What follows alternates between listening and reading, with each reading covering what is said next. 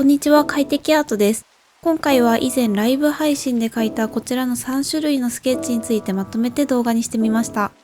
鉛筆デッサン、アクリルガッシュによる色付きのスケッチ、そして水彩でのスケッチの3種類を1枚の紙に描きました。まずモチーフはヒヤシンスの球根です。色味が違う3種類があります。まずは鉛筆デッサンで全ての形を描いていきます。練りゴムとかを使いながら軽くスケッチしていきます。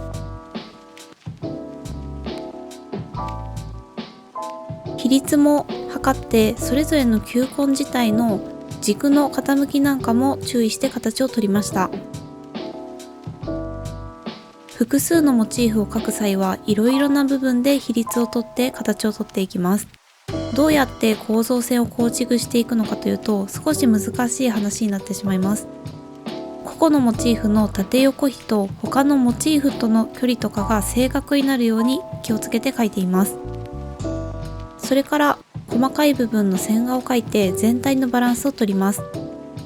特徴的なディテールはこの段階で描いておきます。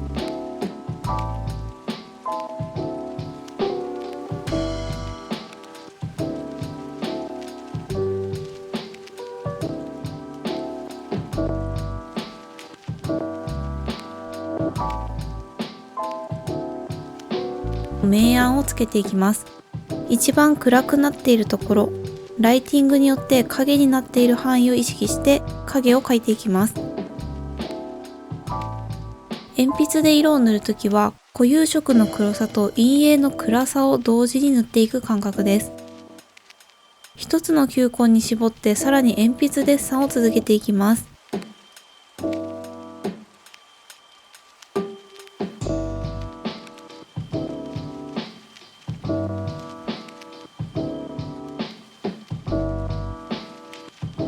鉛筆を縦に持ってシャープな線を使いながら明暗を塗ります。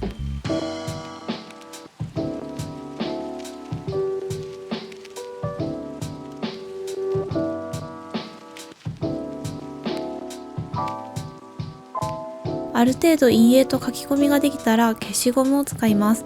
練りゴムを使うと柔らかく消すことができて、ペン消しゴムを使うとキリッとハイライトを入れることができます。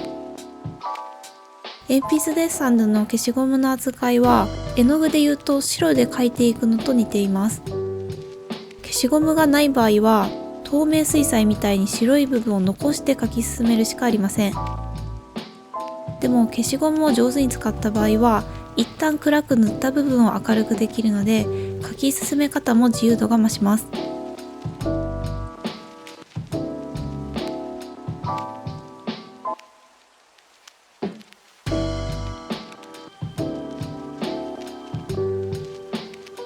最後にちょっと書き込みを足して余白の部分の汚れをきれいにしたら鉛筆によるデッサンの完成です。タッチを残したところはザラザラしている質感に見えます。次はこちらの濃い色の球根をアクリルガッシュを使って描いていきます。ターナーのジャパネスクカラーと普通色のアクリルガッシュを使っています。アクリルガッシュのジャパネスクカラーの方は少し色味が渋いので今回のモチーフにはとても合うと思いました。色を混ぜてモチーフに似た色を作っていきます。まずはじめは少し水多めの色で塗るのもいいと思います。そうすると明暗の描き分けをしやすいからです。アクリルガッシュは暗い色の上から白い色をのせやすいです。この球根は暗い色に白い点々のムラがあるのでまずは暗い色で塗っていきます。その後白い部分を描いていくと非常にメリハリのついたスケッチができます。私は大学の頃日本画で写実的な絵を描く際は元のスケッチは全てアクリルガッシュで作っていました。鉛筆デッサンで描いた後アクリルガッシュで細かいところの色味を確認するという感じです。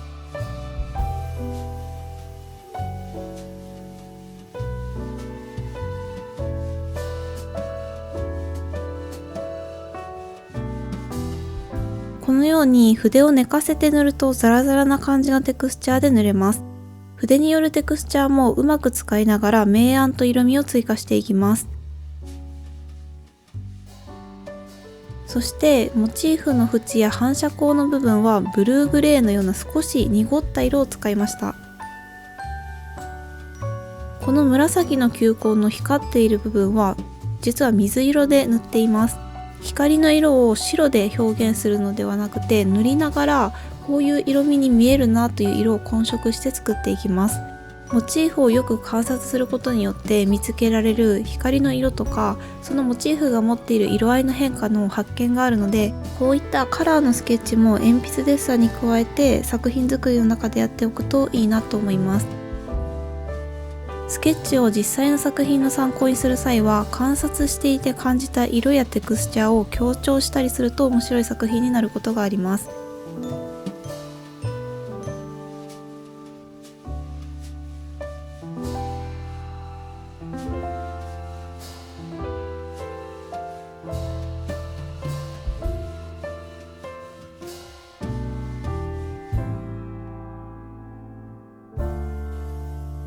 細部の書き込みをしていきます。パレットの絵の具が乾かないうちに別の色を足していったりして、微妙な色の変化をつけていきながら塗っています。白っぽい色で詳細を書き込んだり、暗い色で影をさらに追加していきます。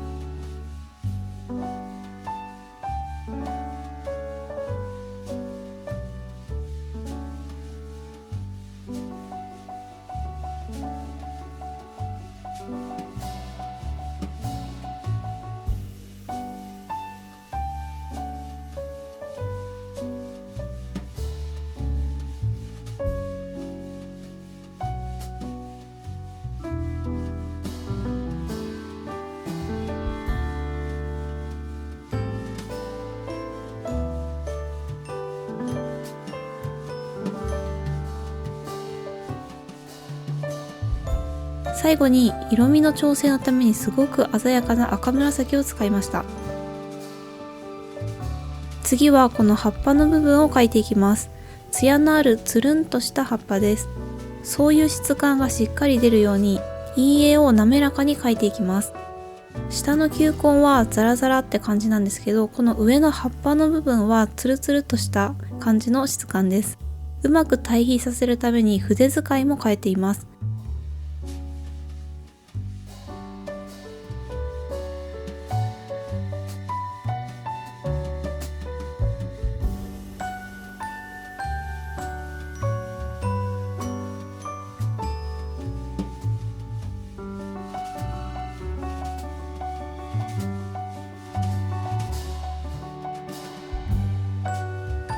頂点に白でハイライトを加えるととても可愛くなりました。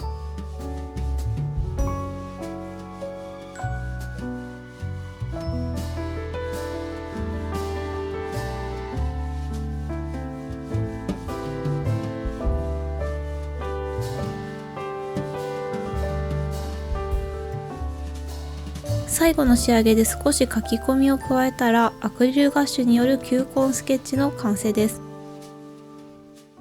次は透明水彩絵の具を使ってこの白い球根をスケッチしていきます。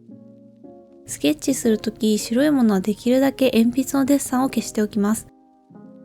そして 2H とか 3H くらいの硬い鉛筆を使って少し形を描き起こしておきます。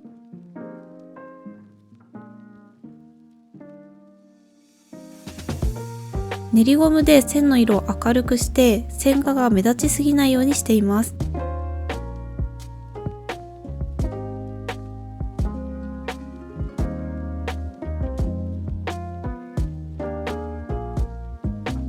細かいところも少し陰影をつけてスケッチしておきます。こうすると仮に絵の具一色で塗った場合でも陰影の表現が同時に可能になります。なので目立った陰影がある部分には鉛筆で軽く色を塗っておきます。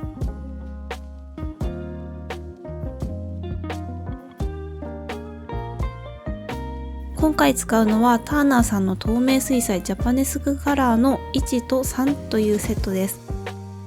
すごいぴったりな色があったので色数を絞って使っていきたいと思います。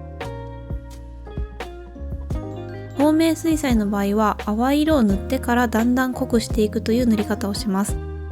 アクリルガッシュのように暗く塗ってから明るい部分を描くというのはあまり向いていません。全体に色味をつけてから影の色をつけていきます。影の色は少し青っぽくしたんですが、後で赤色とかも使っていきました。影は無彩色や固有色を単純に暗くした色だけではなく、モチーフを観察して感じた色味を使ってみましょう。また別のモチーフが近くにある場合、反射による色の影響を受けている可能性もあります。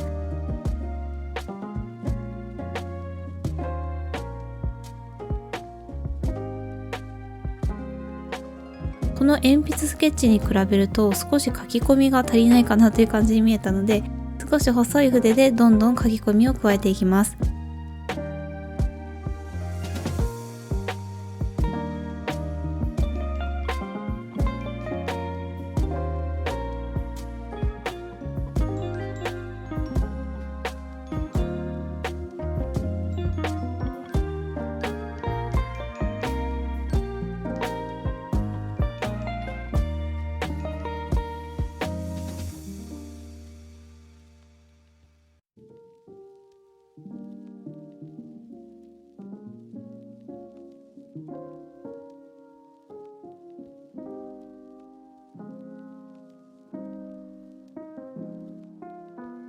ここら辺は2色のみで塗っているんですが、最初の鉛筆での陰影をつけていたので、2色だけでもしっかり明暗が捉えられているような表現になっています。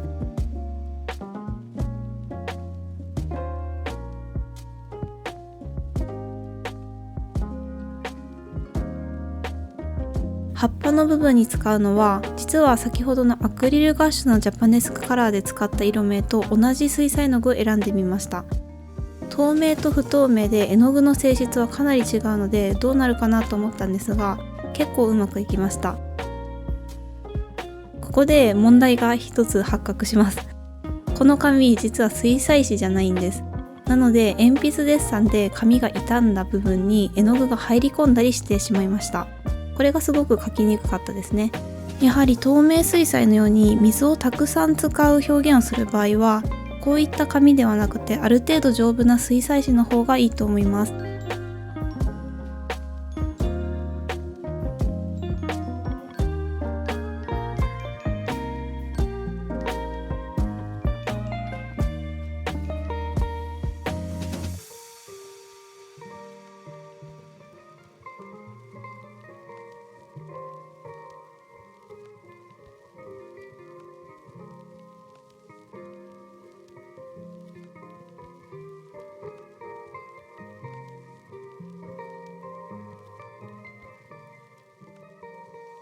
仕上げに白っぽい2色を混色した色で反射光やハイライトを追加していきます。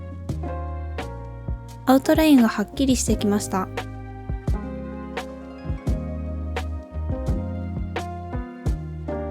葉っぱにある小さい傷も描き入れて、あとは背景の部分をきれいにしたら完成です。はい、こんな感じで完成しました。ライブ配信で3回に分けてやったんですけど、この1枚の中に3種類のスケッチが入ってるっていうのが私はちょっとお気に入りで、今回動画にまとめてみました。一括りにスケッチと言っても、こういう風に鉛筆のスケッチとかペンのスケッチっていう白黒のスケッチがあったりとか、あとはアクリルガッシュや水彩によるこういうカラーのスケッチがあったり、また鉛筆だけのスケッチでも線だけのスケッチ、またはこうガサガサっと明暗だけ塗ってみるスケッチとか、いろいろな形があると思います。なので作品の内容とか、あとは自分がこういう部分に着目してモチーフを観察したいなっていうことに合った形のスケッチをしてみるといいと思います。それでは最後までご視聴いただきありがとうございました。また次の動画でお会いしましょう。